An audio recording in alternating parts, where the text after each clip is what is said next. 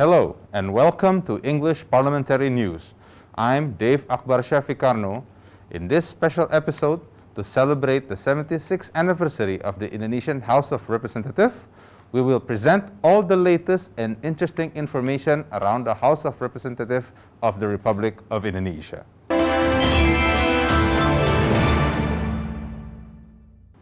To prevent the negative impacts of alcohol consumption, Vice Chairman of Legislation Committee of the House, Ahmad Baidowi, suggests to set alcoholic beverage regulation in Indonesia. Speaking at Nusantara II Building of the House, Jakarta recently, Ahmad Baidowi affirmed the various impacts of alcoholic drinks in the society. It could increase crime potential, causing traffic accidents and causing bad effects on people's health. Therefore, we need to regulate it with the Alcoholic Drinks Law Bill to control and supervise the distribution of alcoholic beverage in Indonesia. Dari tokoh-tokoh agama sebenarnya tidak keberatan dengan pengaturan, tetapi dia berharap masih ada kajian-kajian yang tidak hanya mengatakan bahwa itu larangan, tetapi bisa mereka menggunakan terminologi pengaturan. Nah, kita sementara ini masih menggunakan larangan karena kita maunya benar-benar dilarang gitu. Baidowi states there are still some pros and cons about it. Some people demand to bill to use more regulation than prohibition terminologies, which is a part of the enrichment of aspiration, and it is still open for discussion. Ya, itu kita juga membuka ruang ya bagi daerah-daerah tertentu yang memang secara adat istiadat dan juga menjadi ritual keagamaan, tentu kita tidak tutup mata. Yang lebih banyak kita persoalkan itu bagaimana alkohol yang disebabkan oleh kandungan kimianya atau dari segi kesehatan itu loh. RUU ini masih bernama larangan minuman beralkohol karena semangat dari mayoritas anggota menginginkan itu dilarang gitu. Alfat and Edo, TVR Parliament, report. Commission 11 of the House supports the General Provision on Taxation, or the KUP Law Bill, to be used as a base for the fair, effective, and accountable tax system for the national economic development.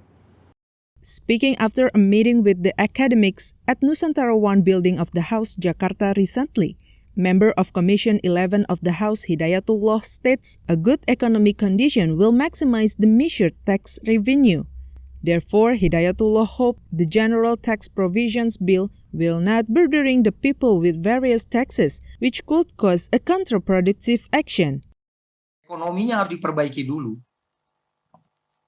Ekonomi yang baik, konsekuensinya akan bisa menghasilkan pajak yang besar. Pada pandangan kami memang idealnya adalah bagaimana ekonomi ini diperbaiki dulu, tumbuh dulu dengan baik, lalu baru kita perah susu sapi itu dalam bentuk pajak yang beraneka ragam. Meanwhile, Research Director at Center of Reform of Economic Indonesia, Peter Abdullah, explains the increasing of state revenue should be compatible with the tax ratio, where the economic development conditions are targeted to surpass the target for 7% per year, so it could bring the prosperity and create a well-being community. Persoalan yang terbesar yang kita hadapi di dalam perekonomian kita sejauh ini secara dilihat dari perekonomian makro adalah kita tidak pernah mampu meningkatkan pertumbuhan ekonomi kita itu melewati batas optimalnya kita. Kita tumbuh di bawah potensinya kita.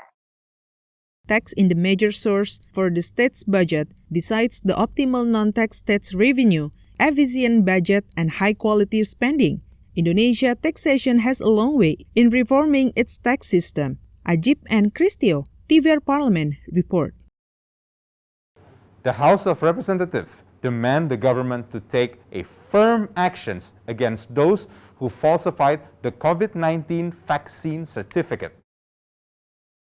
In a virtual interview, a member of Commission 6 of the House, Muhtarudin, says vaccine certificates can be faked by anyone as there is a barcode in the certificate and it's also secured by security system in the Peduli Lindungi application.